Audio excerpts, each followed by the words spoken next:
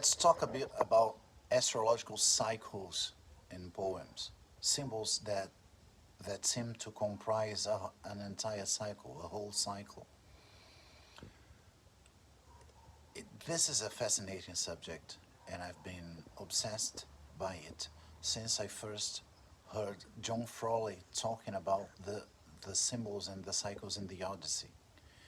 He started a downloadable lecture thing a couple of years ago. He would record the lectures and post it in his site, and you could buy it and hear it. I think they're still online. If you go to his site johnfrawley.com, they are still available. And I'm not going to talk about the cycles he describes. I'm not going even to describe the cycle in details in this video. I just want to point out something. After we hear Frawley's lectures and we read the poems again, or for the first time if you have never read it, it's very hard not to look for these cycles or other cycles in other works of literature, in other pieces of culture. And one of the first poems that I noticed another cycle is in the other famous poem by Homer. John Frawley made 4 lectures about the Odyssey. So the first thing I thought of was, and what about the Iliad? Now the two poems are very different one from the other.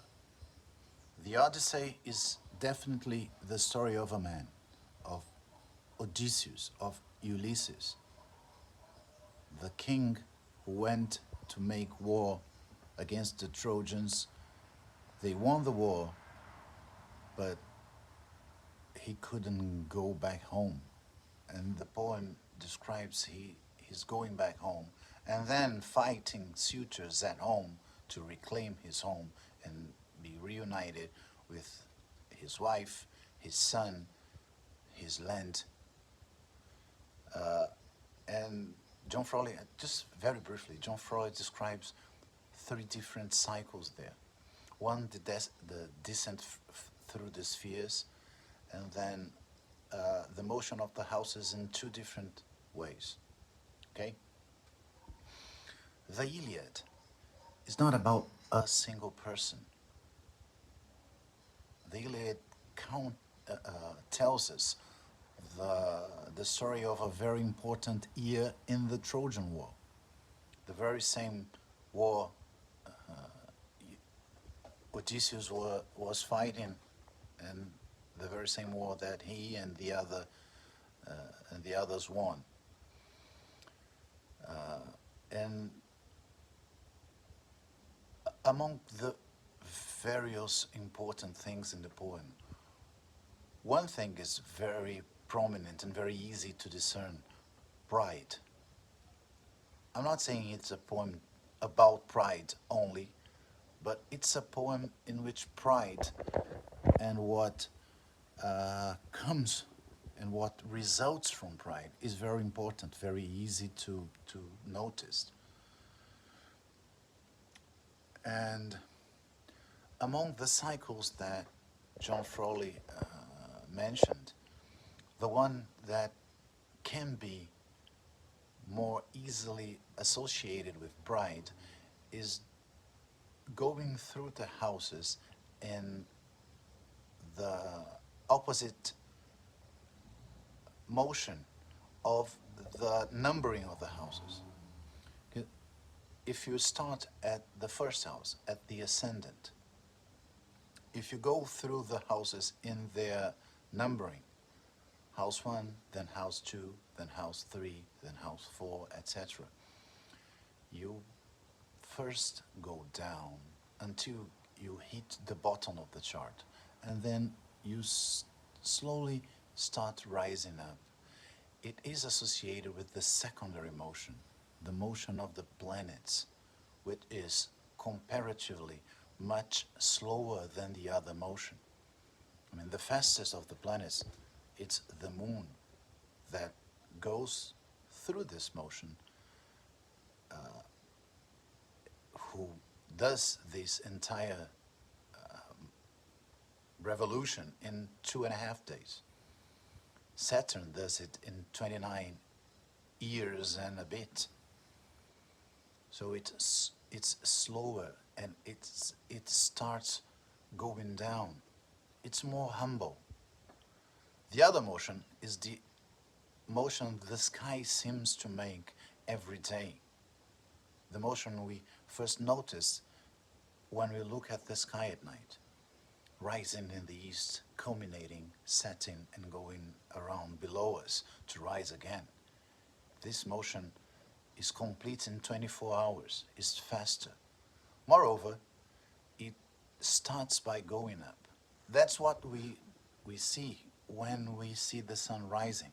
It rises in the east and it brings the day, and then it goes up until noon, until it's above our heads, and then it goes down. So in the first one, we have a slow descending motion, and then it rises. In the second one, we have a fast motion to the top, very visible, and then a fast descent. So it's more obviously associated with pride. And the sun is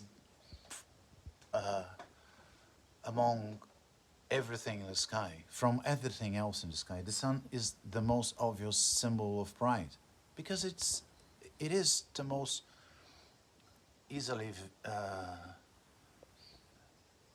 visible body in the sky. It shines way brighter than anything else. It outshines everything else. It's a symbol of majesty, of power, of dominance, and of pride. And although it's the motion of the sky, during the day we mistake it for the motion of the sun. We don't say the sky rises in the morning. We say the sun rises in the morning. We say the sun sets in the evening. And I thought, okay, this is the motion more obviously associated with pride. So let's see how the poem starts and see if there is something to it. The poem starts at sunrise. And it starts with fighting between Agamemnon, the king of the gods. If you Google it, you're going to see that scientists discovered a mask that is said to be the mask of Agamemnon, and it's made of gold, the solar metal. He's the king among the other kings, and he's arguing with Achilles, the proud son of a goddess, the most fearsome warrior in the entire army. And they're both discussing their value. They're both trading harsh words because of their dignity, their perceived dignity.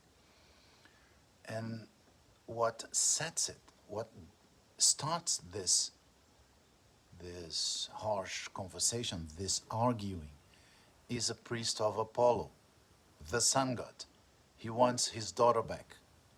And Agamemnon has it, but Agamemnon only admits giving her back if he gets the other girl who is with Achilles.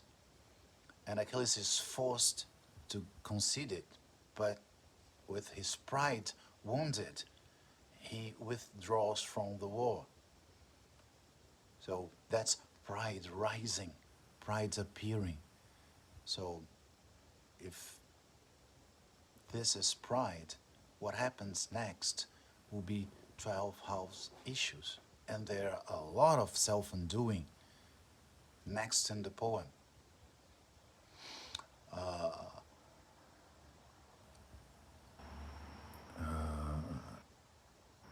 The Achaeans, the Greeks, make terrible decisions.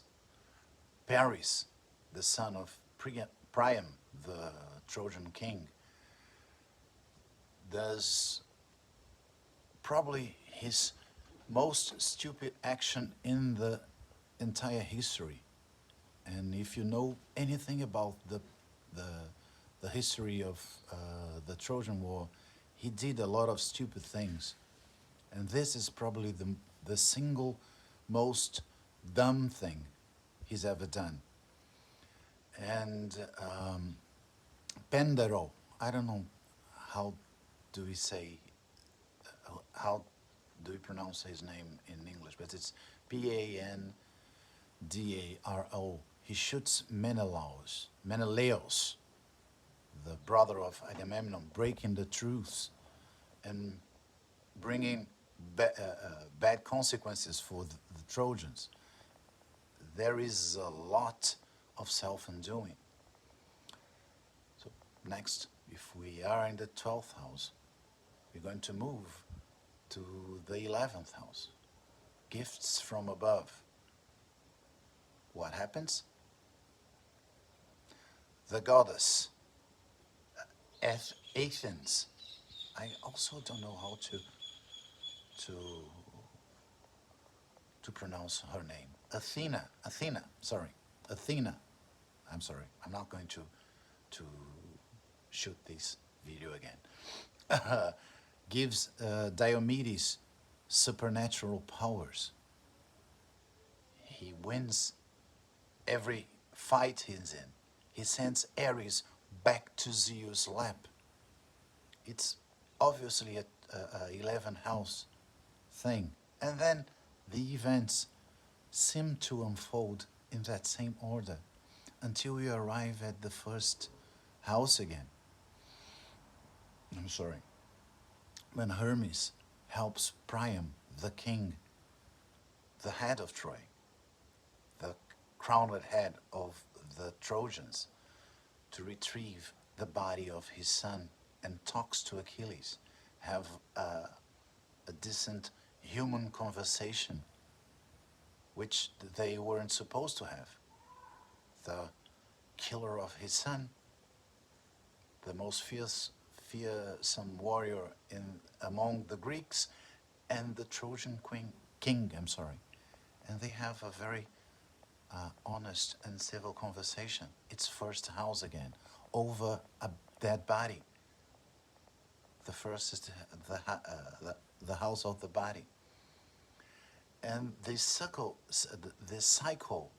finishes, but in a sense, it doesn't. Because what happens next is the end of the Trojan War and the story of the wooden horse. It's 12th house again. So I'm not going to pass through all the houses now. I might do it someday, but not today. But I just wanted to share that with you. Not only the excellent lectures John Frawley recorded about the Odyssey, but the